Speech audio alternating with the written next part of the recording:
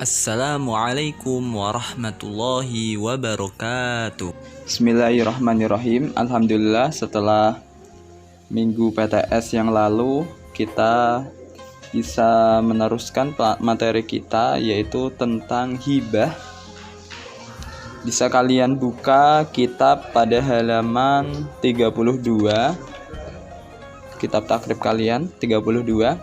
Kita langsung ke fasal hibah, yaitu fasal wa ihyaul mawati, di pertengahan pasal ketiga pada halaman 32. Qala musannifur rahimahullahu ta'ala wa nafa'na bihi wa bi ulumihi fid dharaini amin ya rabbal alamin. Bismillahirrahmanirrahim. Faslun wa ihyaul mawati jaizun bi syartaini. Menghidupkan bumi yang mati boleh. Wa ihyaul mawati, adapun menghidupkan bumi mati, jaizun boleh bisyartaini, dengan dua syarat. Bumi mati itu bumi tanah yang belum dimiliki siapapun, masih berupa hutan atau tanah padang. Yang pertama, ayyakunal muhyi musliman. Yang pertama, ayyakunal muhyi musliman, orang yang menghidupkan bumi tersebut seorang muslim. Wa antakunal ardu hurratan, dan bumi yang dimerdekakan, maksudnya bumi yang mau dimiliki. Lam yajri wa ayyakunal ardu, dan bumi tersebut hurratan, merdeka. Bumi tersebut merdeka, lam yajri alaiha milkun li muslimin, yang tidak dimiliki oleh seorang muslim.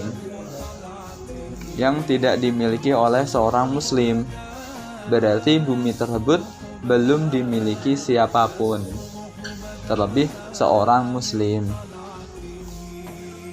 Kemudian kriteria bumi tersebut itu bagaimana? Wasifatul ihya'i, adapun kriteria menghidupkan bumi mati, menguri-nguri, memiliki bumi, yaitu kita berhak untuk memiliki bumi tersebut.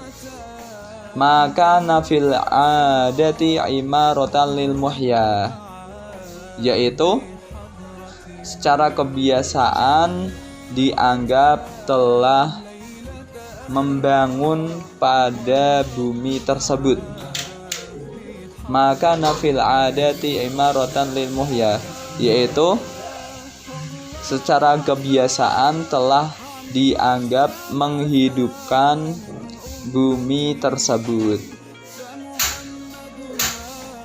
Sudah titik. Berarti di sini membahas apabila ada tanah tidak dimiliki seseorang, tidak hak permilikan, entah itu pemerintah atau yang lain, berarti bagi kita seorang muslim boleh menghakinya dalam permilikan. Kita boleh memilikinya. Dengan syarat apa? Dengan syarat bumi tersebut merdeka. Artinya merdeka itu tidak dimiliki siapapun, tidak dimiliki seorang muslim, dan kita bisa memiliki bumi tersebut. Kita harus mengurusinya. Mengurusi dengan cara apa?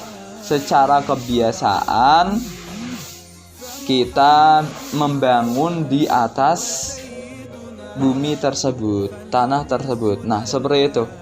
Baik, kemudian wajibu badlul ma'i, wajibu dan wajib badlul ma'i, menyerahkan air. Bisalah sati syaraito, dengan 3 syarat. Apabila kita mempunyai air, ada orang membutuhkan air tersebut, kita wajib menyerahkan air tersebut. Yang pertama syaratnya ayyafdula an hajatihi, lebih dari hajatnya, yaitu dia memiliki air yang sisa daripada kebutuhannya, kelebihan daripada kebutuhannya, lebih-lebih airnya. Wa ayyahtaja ilaihi ghairuhu, dan orang lain tersebut membutuhkannya. Orang lain membutuhkan air linafsihi untuk dirinya. Linafsihi untuk dirinya, au libahimatihi atau untuk hewannya. Entah itu hewan ternak atau hewan peliharaan. Kemudian yang ketiga, wa ayyakuna mimma yusakhlafu fi bi'rin au ainin. Air tersebut berupa air yang bersumber, air yang menyumber, air yang tidak terputus. Mimma yusakhlafu, air yang menyumber. Fi bi'rin, baik di dalam sumur, au ainin atau mata air. Mata air berarti sumberan, tidak berupa sumur. Fi bi'rin, dalam sumur, au ainin atau sumberan. Nah, baik. Kemudian pasal selanjutnya, faslun wal waqfu jaizun. Wal waqfu, adapun wakaf, jaizun boleh, bi thalathati syara'ita, dengan 3 syarat. Bi thalathati syara'ita, dengan 3 syarat. Yang pertama, an yakuna mimma yantafi'u bihi baqa'u ainihi. An yakuna mimma yantafi'u bihi ma'a baqa'i ainihi. Yang pertama adalah barang yang diwakafkan berupa barang yang bisa dimanfaatkan. Barang yang diwakafkan berupa barang yang bisa dimanfaatkan, dan ketika dimanfaatkan masih utuh barangnya. Barangnya masih utuh. Dan ketika dimanfaatkan barangnya masih utuh. Tidak barang yang ketika dimanfaatkan habis. Seperti contoh makanan. Kita mewakafkan makanan, bisa nggak? Nggak bisa, tidak sah. Kita mewakafkan lilin. Lilin kan habis, untuk penerangan nanti habis lilinnya, nggak bisa. Kita mewakafkan contohnya sabun, nggak bisa, nggak boleh. Nah, itu yang pertama, yaitu barangnya bisa dimanfaatkan dan tidak habis. Kemudian wa ayyakuna ala aslin maujudin. Yang kedua, wakaf diperuntukkan kepada asal. Asal itu keturunan ke atas. Diberikan kepada asal yang wujud, asal yang masih ada. Asal itu orang tua ke atas. Kemudian wa ayyakuna ala aslin maujudin, wakaf diperuntukkan kepada orang tua ke atas. Orang tua ke atas berarti kakek, nenek, dan seterusnya ke atas yang masih ada. Wa fara'in la yang qati', dan anak keturunan yang tidak terputus. Dan anak keturunan yang tidak terputus. Boleh kita mewakafkan untuk orang tua atau seorang anak yang tidak terputus. Kemudian syaratnya lagi, wa alla yakuna fi mahdurin. Wa alla yakuna fi mahdurin, dan wakaf tersebut tidak dialokasikan dalam keharaman. Wakaf tidak dialokasikan dalam keharaman. Gak boleh mewakafkan untuk apa? Untuk sesuatu kemaksiatan. Nah, ini apa? Tidak boleh. Kemudian wa huwa ala ma syarata al-waqifu. Wakaf tersebut sesuai dengan penyaratan wakif, orang yang mewakafkan. Wakaf tersebut harus sesuai dengan syarat wakif, syarat orang yang mewakafkan. Min taqdimin au ta'khirin, baik dari mendahulukan atau mengakhirkan. mendahulukan atau mengakhirkan. Maksudnya ini dikasihkan ini terlebih dahulu, ini dikasihkan ini nantinya. Au taswiyatin atau menyamakan, atau semisal ini wakaf ini sama rata untuk diberikan kepada setiap orang. Boleh au taswiyatin atau sama rata. Au tafdilin atau memprioritaskan. Yang diprioritaskan adalah keluarganya sendiri. Wakaf ini untuk keluarganya. Kalau keluarganya masih hidup, harus diberikan keluarga. Kalau semisal nanti sudah tidak ada keluarga, baru ke yang lain. Ini harus sesuai dengan syarat orang yang mewakafkan. Jadi kesimpulan pasal ini yaitu tentang wakaf. Wakaf itu boleh, artinya apa? Artinya tidak wajib. Boleh, artinya boleh, disyariatkan. Kita dianjurkan, bahkan ini termasuk amal yang mengalir terus. Sodakoh jariyah kalau bahasa hadisnya. Sodakoh jariyah. Nah, tapi harus dengan persyaratan tertentu. Yang pertama, orang kalau mau mewakafkan itu harus berupa barang yang bisa dimanfaatkan. Ketika dimanfaatkan, barang tersebut masih utuh, tidak berkurang fisiknya. Itu yang pertama. Yang kedua, wakaf bisa diperuntukkan untuk setiap seseorang yang tidak terputus. Maksudnya bagaimana? Pokoknya tidak dibatasin waktu. Nah, kalau dibatasin waktu nggak boleh. Berarti apa? Makanya di sini dikatakan wakaf bisa diperuntukkan untuk orang tua sampai ke atas atau anak sampai ke bawah, seperti itu. Kemudian syarat berikutnya yaitu wakaf tidak boleh dialokasikan untuk kemaksiatan. Contohnya, Ustadz, ini saya wakafkan, tanah ini saya wakafkan untuk diskotik. Otomatis diskotik itu kan maksiat, nggak boleh. Untuk tempat karaoke juga maksiat, itu nggak boleh. Nah, paham ya? Ini adalah syarat daripada wakaf. Kemudian kalau untuk kriteria wakaf sendiri itu bagaimana? Tadi dijelaskan pokoknya setiap benda atau barang yang tidak habis ketika dimanfaatkan boleh. Nah, ketika orang tersebut mewakafkan barangnya atau hartanya, maka dari itu seseorang yang menerima wakaf harus menuruti keinginan orang yang wakaf, yaitu wakif. Berarti sesuai syarat yang disyaratkan orang yang mewakafkan, baik semisal ini harus dikasihkan ke orang si A, fulan, dia harus dikasihkan. Nggak boleh semisal panitia wakaf tersebut mengalokasikan tidak sesuai keinginan wakif. Sebabnya ini kan wakaf itu sebuah ibadah yang terserah wakifnya, orang yang memiliki asalnya. Nah, seperti itu. Baik, ini adalah wakaf. Nah, kemudian pasal berikutnya, faslun, tentang hibah atau tentang kita memberi atau sedekah atau hadiah, itu sama, yaitu dinamakan hibah. Jadi hibah itu lebih umum dibandingkan hadiah. Nah, faslun ay hadza faslun, adapun pasal ini wa kullu ma jaza bai'uhu jaza hibatuhu.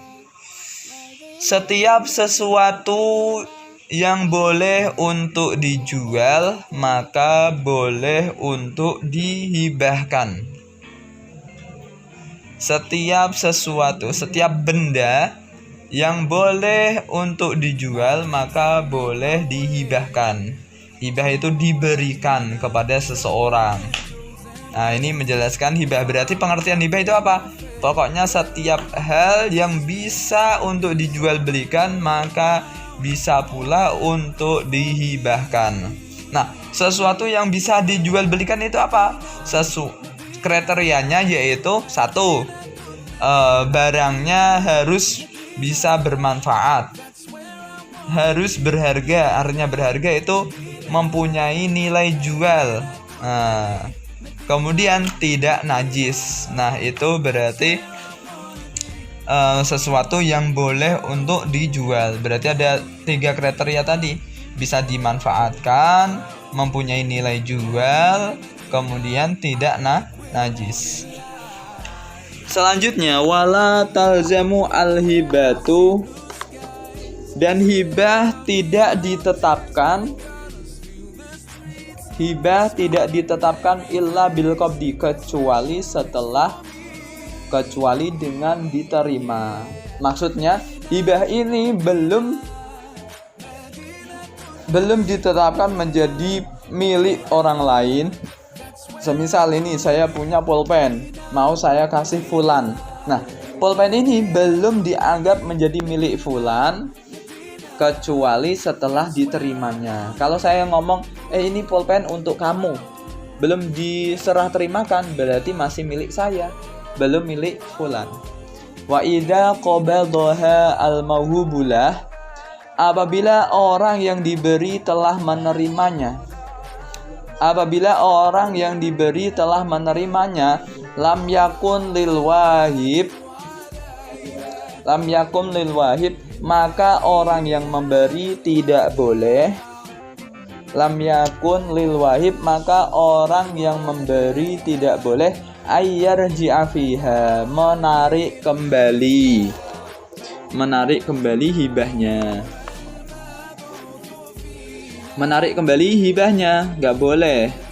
Illa ayyakuna walidan, kecuali orang yang memberi tersebut adalah orang tuanya. Kecuali orang yang membeli adalah orang tua. Orang tua memberi anak, orang tua ini boleh menarik kembali. Artinya apa? Sini saya minta kembali. Boleh menarik kembali. Baik, wa idza a'mara syai'an, apabila seseorang memberi, apabila seseorang memberi dengan jangka waktu umur, seperti contoh, saya beri kamu seumur saya atau seumurmu. Syai'an, sesuatu, memberi sesuatu, au arqabahu,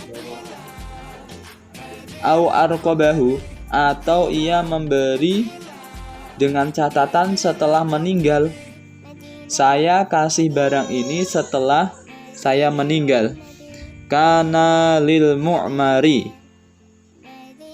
maka barang tersebut milik orang yang diberi dalam waktu umur tadi. Aulil muraqabi, atau milik orang yang dikasih setelah meninggal tadi. Muraqab. Walau wali warithatihi, dan milik ahli warisnya. Ahli waris orang yang diberi dalam jangka umur atau dalam catatan setelah meninggal. Min ba'dihi, setelah ia meninggal. Baik, catatan di sini hibah, ya saya kesimpulkan hibah yaitu pokoknya setiap barang yang boleh dijual belikan maka boleh untuk dihibahkan, diberikan. Nah, hibah tersebut ketika telah diberikan sebelum diterima oleh orang yang menerimanya, maka hibah belum ditetapkan milik orang lain. Paham ya? Berarti hibah tersebut masih milik pemiliknya aslinya selama belum diserah terimakan. Kalau sudah diserah terimakan berarti sudah lepas permilikannya. Nah, ketika sudah diterima, maka orang yang memberi tadi tidak boleh menarik kembali. Artinya menarik kembali apa? Memintanya lagi. Maksudnya dia tidak bisa membatalkan hibah. Paham ya? Kalau semisal dia minta, saya minta lagi dong, nggak masalah, itu namanya minta. Tapi yang dimaksud di sini adalah menarik kembali dengan cara memaksa. Tidak boleh, kecuali seorang orang tua memberikan kepada anak. Orang tua mengasihi sesuatu ke anak, itu bisa menarik kembali. Artinya menarik kembali, membatalkan hibahnya. Sudah titip. Nah, dalam pembahasan yang lain, apabila orang mengasih sesuatu tapi dengan catatan ini saya kasih selama hidup saya. Contohnya, dia ngasih ke temennya, itu rumah saya kasih ke kamu selama hidup saya ya. Nanti kalau sudah saya meninggal, nanti kasih ke anak saya. Atau ini saya kasih barang ini selama hidup kamu. Nanti kalau kamu sudah meninggal, saya tarik kembali untuk saya lagi. Atau semisal kalau ketika saya sudah meninggal, barang ini milik kamu. Nah, ketika ada orang berbicara seperti itu bagaimana? Maka otomatis itu menjadi hibah, tidak menunggu setelah ia meninggal atau tidak menunggu waktu dalam usianya. Otomatis sesuatu yang akan diberikan tadi sudah menjadi milik orang yang diberikan. Apabila orang yang diberikan meninggal, maka sudah dipastikan itu bisa diwarisi oleh ahli waris orang yang diberi. Seperti itu. Nah, maka dari itu ini wajib kalian catat dan ini adalah materi penting dalam KBM hari ini dan KBM semester ini. Wallahu a'lam bishawab. Assalamualaikum warahmatullahi wabarakatuh.